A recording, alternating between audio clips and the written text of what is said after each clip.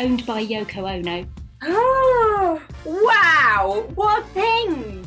Oh my goodness, what is the story behind that? How did you get that? One of my earliest memories is a Muppets t-shirt, and I remember loving the Muppets and loving that particular Muppets t-shirt. Not only what you wore, but what your horse wore was exceptionally important. Was the brow band matching, was the numna matching, with the leg wraps, the whole thing. It was all very thought out and very coordinated.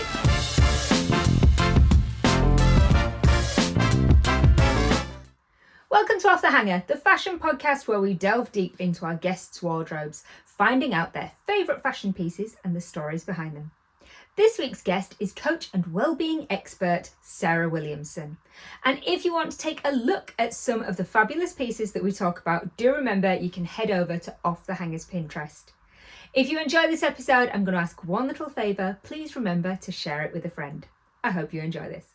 Sarah, thank you for being a guest on Off the Hanger. It is gorgeous to chat with you this morning. I am loving your energy. The pink is just radiating throughout your body. I'm totally here for this.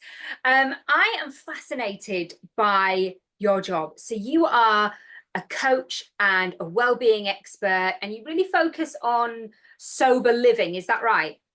Yeah. Sober living is sort of one of the shorthands I use for it. I also talk about sober curiosity, mindful drinking, alcohol-free living. I love that way of thinking about it that isn't black or white. And so I really embrace the whole range of labels that are everywhere on the scale in between that. Yeah. Mostly I work with people who are in their midlife and who are looking to change or refocus their relationship with alcohol. That's fascinating. You see, I'm a non-drinker, so I always find other people's relationships with drinking and with alcohol really interesting. But for me, I think the biggest thing that when people question me about it is that I always kind of say, I'm still fun just because I don't drink. I don't need to drink to be fun. You won't give me a drink and that will make me more fun, because actually that will just make me horrible because I'll feel really poorly and I'll want to go home.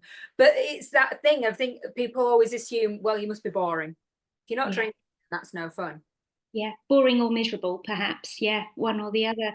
Yeah, and isn't it funny that we feel that need to justify who we are without a drink inside us, and that very often the activity itself is what either is fun or not fun. So sometimes people are drinking because actually the activity itself might be boring, or the company or the atmosphere, and that's slightly more awkward to talk about perhaps.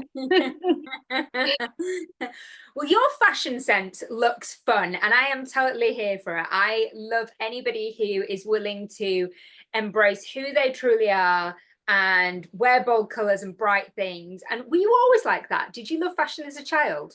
No, absolutely not. I don't think, I think as a child, I probably didn't really think about clothes an awful lot. Definitely one of my earliest memories is a Muppets t-shirt. And I remember loving the Muppets and loving that particular Muppets t-shirt.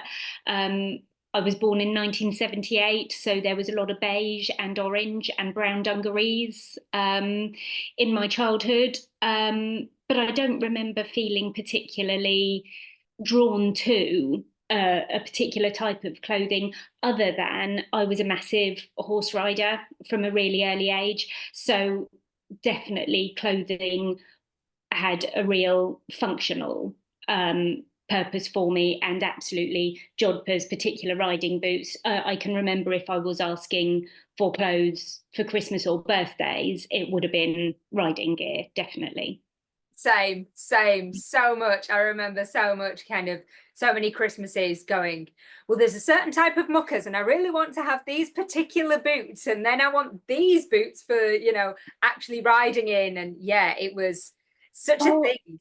Such a thing. And the puffer jackets of the Yes. 80s were just, these were the holy grail, and a Harry Hall hacking jacket. And would any of my friends have known, any of that stuff? No, absolutely not. So yeah, that was what the things under the Christmas tree. Those were the dreams. And the silks. I always remember wanting new silks for my riding hat.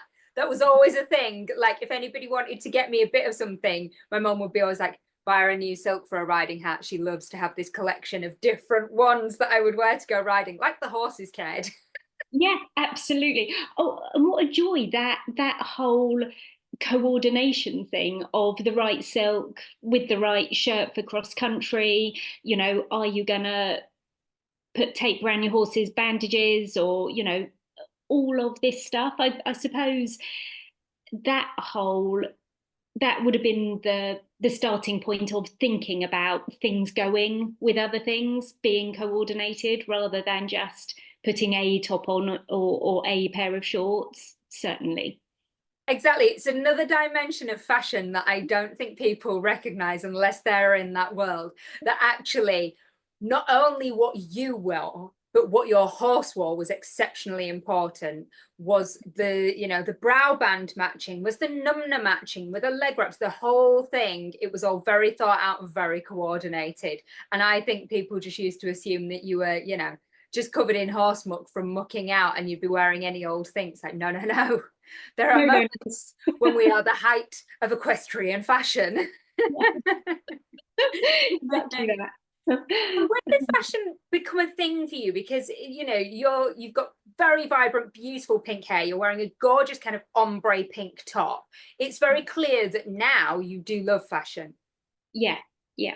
And funnily enough, you pointing out pink and pink, I would actually tell you, I don't really particularly, I would say pink isn't really a very favourite colour of mine. But it's a really recent thing for me. It's really recent. I think if I look back through my teens, I left home at 17. I think I probably was just in that 90s fashion. I probably had one pair of enormous baggy combats. I definitely had a pair of buffalo boots and probably some tiny crop tops and stuff. I then went into work that was sharp Karen Millen suits, Ted Baker, very tailored.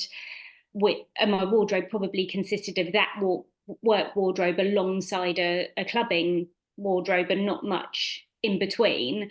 My 30s were a mum whirl time. I had my first baby at 29.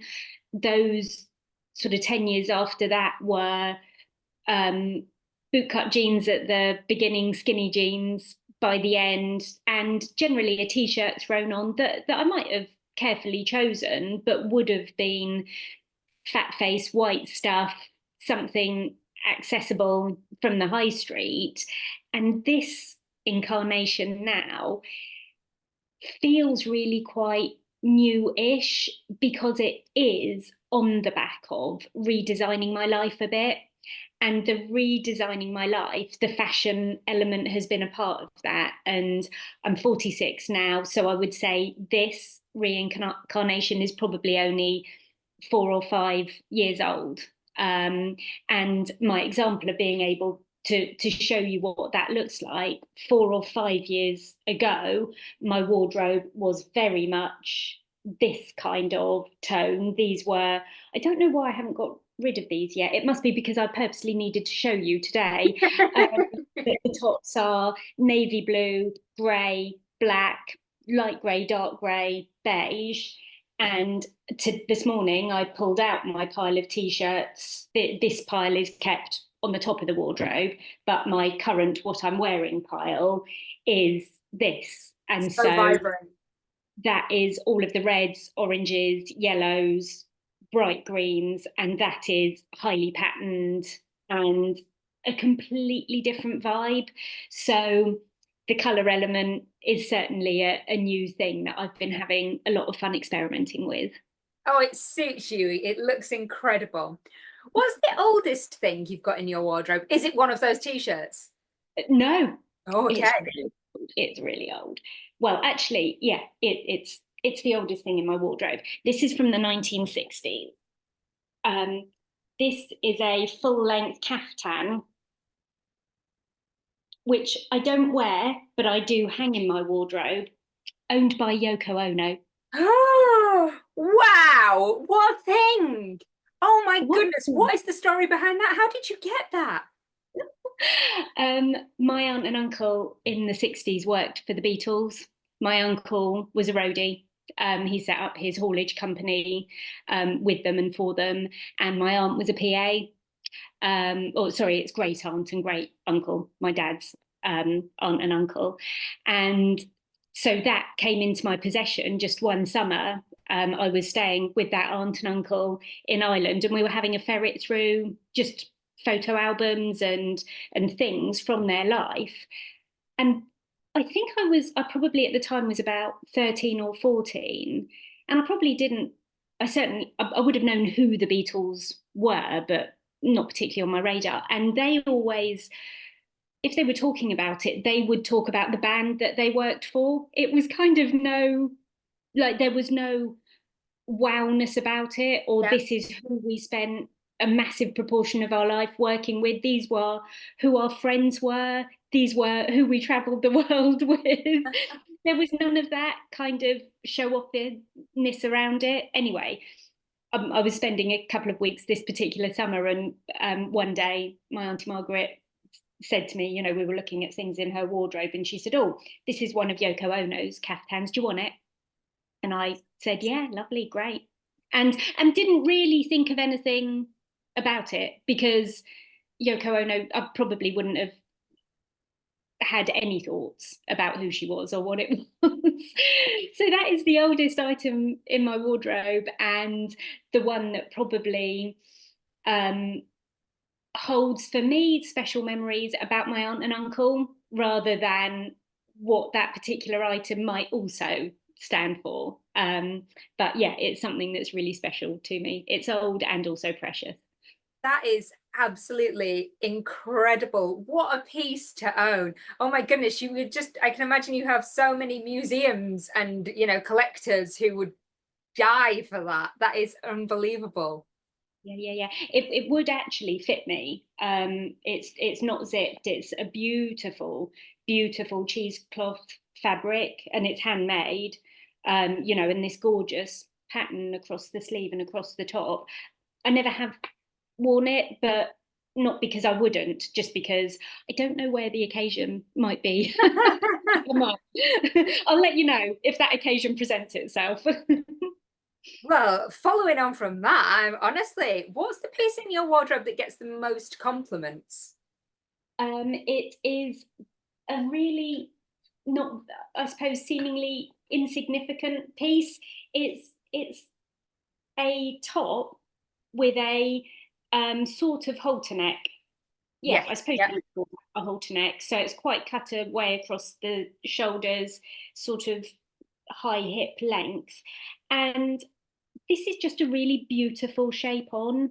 Um, I love the pattern. I love the colours. I love the purple. It, I suppose, a body part that I particularly like on myself is my shoulders. So this just always feels like, when I have it on, people tend to say, "Oh, I like that top. Top looks nice on you." And I think to a certain extent, it might be less about what this top is and more about how I feel about myself when I'm wearing it. Absolutely. I think that nails it right on the head. That is so often the case. You can have the simplest piece, but if it's the piece that you feel fabulous in, then I think people always really pick up on that and they go, "Oh, yeah, that looks great on you." And I'm like, "Oh, it's actually just really plain. It's just that I feel great in it." Yeah, exactly that. Don't clothes have such a massive impact on Huge. how your face then looks, what you give away non-verbally? I love that. And also on your body language, if you think about when you're wearing something that you genuinely feel really uncomfortable in, I think we have a tendency to make ourselves feel small. Whereas quite often, a lot of the pieces that I wear will be a bit bigger and a bit more statement. Well, if I'm wearing something that's got a really huge full skirt and a massive puff sleeve, or, a really bright, bold print, I'm not going to be a shy little wallflower in it. I'm going to stand up tall and take up space and know that that is okay for me to take up that space, giving the confidence from the piece that I'm wearing. Yeah, definitely. I love that.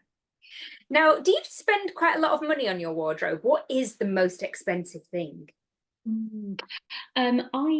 I think I probably don't spend a huge amount of money on my clothes if I were to compare myself to other people in my world. I enjoy shopping on Vinted. So it's an addiction. Recent habit, and every now and again the app needs taking off my phone and having a little reset. I sometimes try and kid myself that I'm clothes neutral, because as things come in I might sell something else on Vinted, but who am I kidding, really? I think my most expensive item would be my wedding dress 20 years ago, and at the time that was £600. I think at around that time we were sort of edging towards the place where friends of mine were spending about £1,000 on wedding dresses at that kind of time. My wedding dress was a fitted bodice, but with a really, really full long skirt that had huge red roses on it. Wow. And the reason why I might have spent slightly less on my wedding dress was that my husband's outfit was the expensive outfit, which I know is not usually the way. So we were discussing in the run up to the wedding, should he buy a kilt or not? And it was that kind of moment where if you're going to buy a kilt and, own it for life, if you're not going to buy it for your wedding, when are you going to buy it? So his outfit was over £1,000, because I don't know if you know anything about kilts, but they are made of acres of obviously the most fabulous wool, the most amazing fabric, the jacket, the waistcoat, the all of the socks, the right kind of shoes, everything that goes with it. So that's a long way round of answering. My most expensive outfit would be my wedding dress, definitely. In terms of cost per wear, other than anything else, I've worn it twice since, which I suppose maybe that is 2 times more than a lot Most of people people. wedding Yeah. dresses.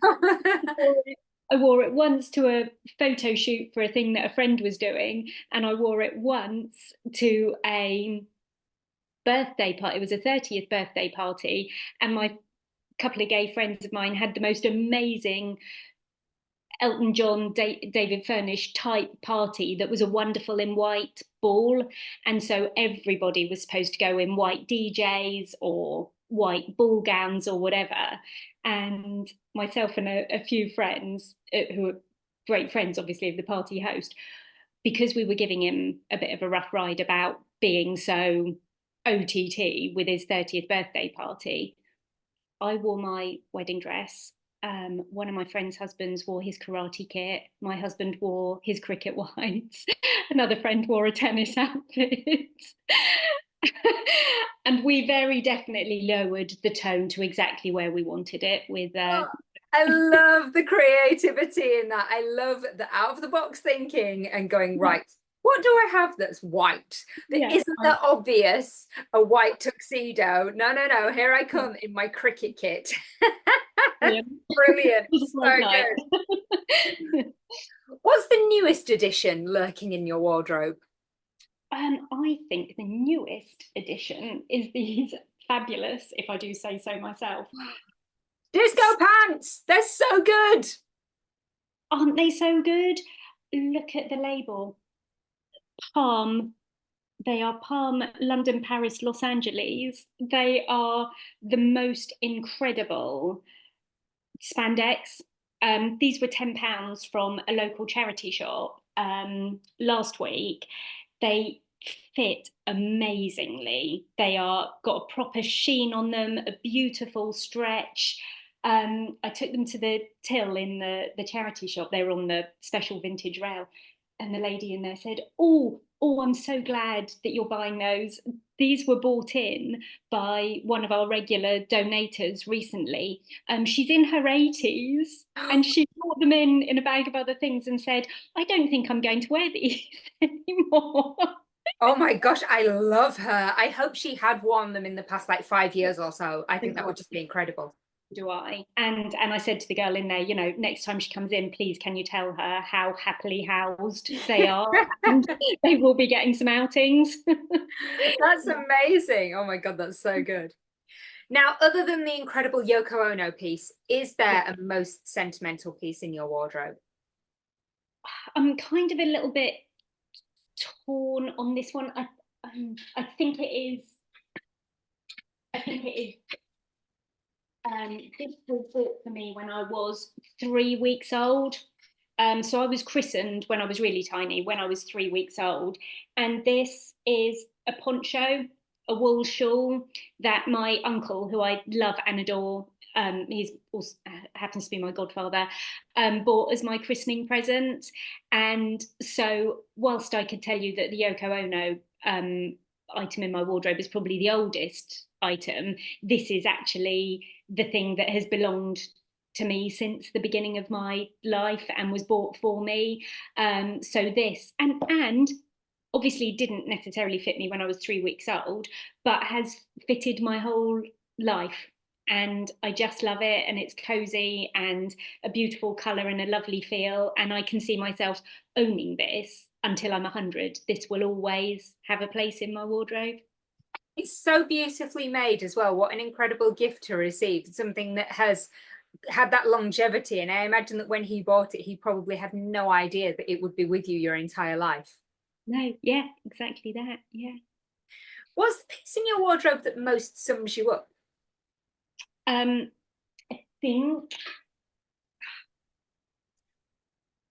think it's this was a close, a difficult call. Can I do a most sums me up during the day and a most sums me up during the evening? Absolutely, we like multiple answers. Okay. Oh, okay, great. During the day, this sweatshirt. There's nothing I don't love about a cotton sweatshirt, and a cotton sweatshirt that is patterned in just the right size of floral, not small, not massive, this size, and these colours. Oh my God, just amazing. There is nothing that I can't put this on over the top of.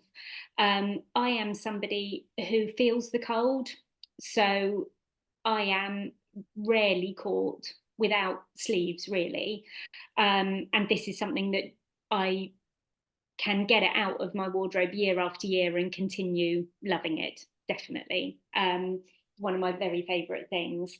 And possibly by evening, it might be this. Who am I kidding? Evening. Of course, this gets worn during the day as well. I'd be wearing that during the day. It looks great. You can't beat a sequin jacket. I think a sequin jacket, sequins in general for me, I know that they're environmentally not brilliant, but I think if you're getting lots of wear out of them, then I think that's okay. Just don't continually overbuy sequins. But a piece like that that's got so many colors throughout it, it goes with everything. And like you say, daytime, nighttime just works.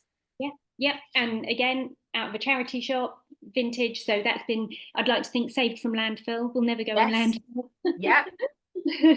Yeah.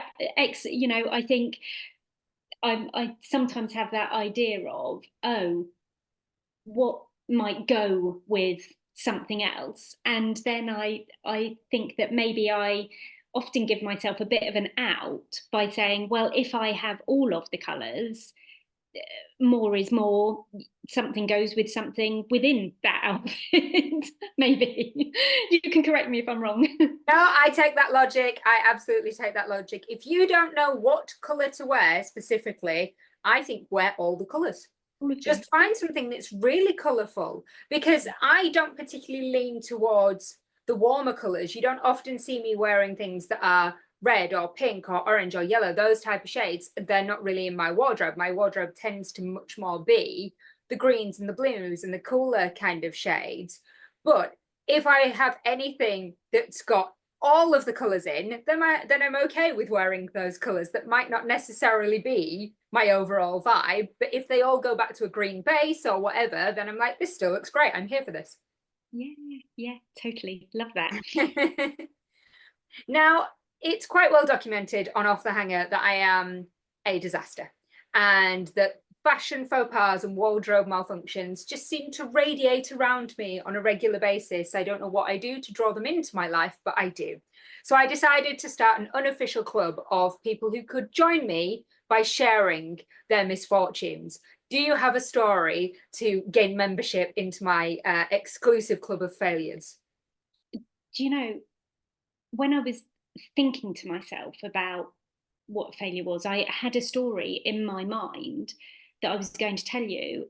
And as you started to ask a question just then, I suddenly remembered something else completely. It triggered you.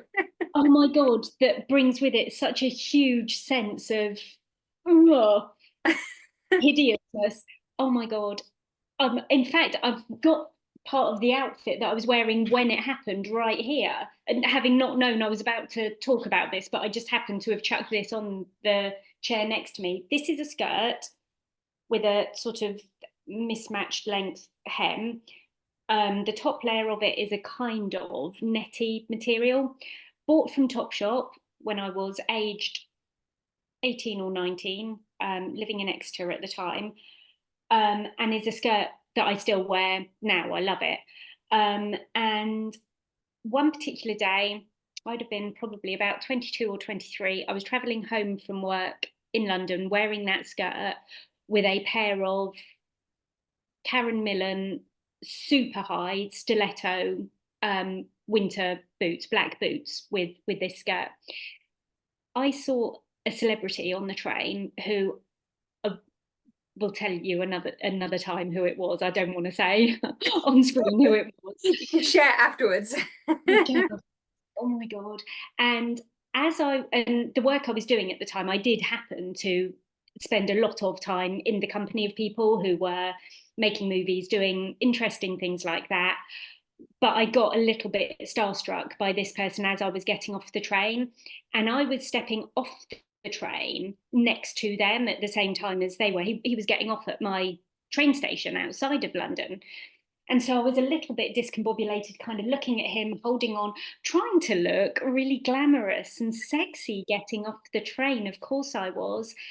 And this net material, as I stepped off the train, my stiletto heel went up into the back of the net and my leg did not come down again. And I went face first without my hands out in front of him. Oh my God. Oh my God, that is traumatic. Were you hurt? Were you okay? Spread myself like literally on the deck. I was okay. And what was really, really hurt was my pride. And I did not break any bones, but I was under no illusions in that moment. I was not sexy. I was not beautiful. I was not elegant. No, no, no. I was a horrible mess on the floor. Oh, bless So, you. Oh my goodness. caused by a very dangerous skirt. Yeah. Honestly, I don't know how it is so debilitating when your heel gets caught into a skirt like that. I've had this happen as well. And it is suddenly like somebody's removed your leg. It's like you just lose all use of it. And I'm like, what has happened to make this Yeah. so bad? Oh my God. And because one leg is then caught behind you and the top of your body is Yeah, already in forward moving. motion, if you think you're moving forward, not so much on that occasion. Oh Yeah, my that goes down gosh. in history as, yeah, painful for more reasons than one. Oh my goodness. Oh, that is traumatic. You can definitely be part of the club. Your membership badge is on its way. So, Um, now, what are your favourite shoes? Obviously, not those Karen Millen not stilettos. those, not those. Oh, My favourite shoes worn every day in the summer are a pair of Asics Japans, and in the winter are faithful DMs that I just love and adore. But my favourite shoes for looking at are my wedding shoes. oh, And they're so pretty. yeah, I do still wear them from time to time. If I was wearing a red dress or a pink dress or anything pretty for anyone else's weddings, I might get out those pretty Karen Millen shoes, white with red roses on. I just love them. Gorgeous. I think they're Gorgeous. pretty timeless. I think Yeah, they're fine for this year as they were 20 years ago. exactly. Every year they look great because they're such a classic shape. Yeah. Now, is there a dream fashion item that you're lusting after? You can have it irrespective of practicality or cost. It just gets gifted to you. What would you have? I think this is a real place of privilege to be able to say this. I don't think there's anything really. I was trying to have a think about what are iconic pieces. What are the things? What's the label? What's the beautiful thing that I think I can never ever own for perhaps the reasons of finance or waiting list or limited edition or whatever. And I actually can't tell you anything. I'm not really um, feeling like there is a something shaped gap in my life that probably I'm most likely to be able to resource myself with the things that I might want in the future. My lust for something that I have seen that I can't have doesn't really exist right now.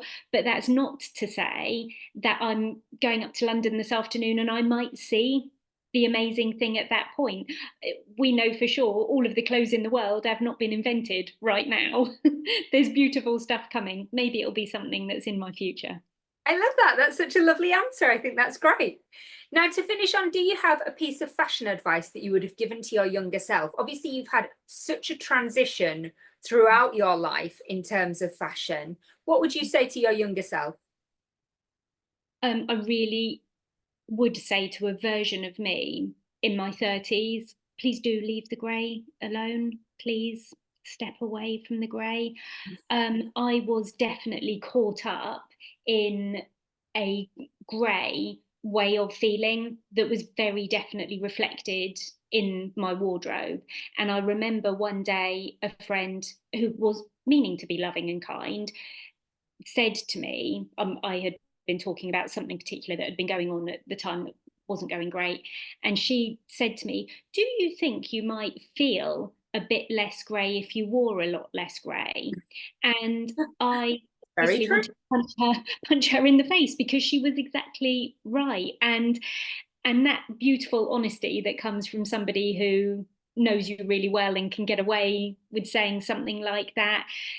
I didn't change anything about my wardrobe for a considerable period of time after that, but it definitely planted a seed. And I definitely did not buy another grey t-shirt after that conversation. So I think to a version of me in the past, I might have said, don't be afraid of the colour. There's some really good stuff to come out of colour, and I think I'd probably told myself a story around not knowing what colours suited me and therefore not allowing myself to experiment with it, Mhm.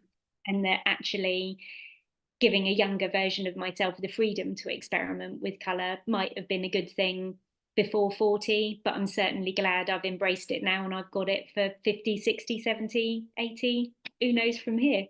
Amazing. I hope you're wearing your purple disco spandex pants in your 80s. It's been so lovely chatting with you. Thank you so much for being on Off the Hanger.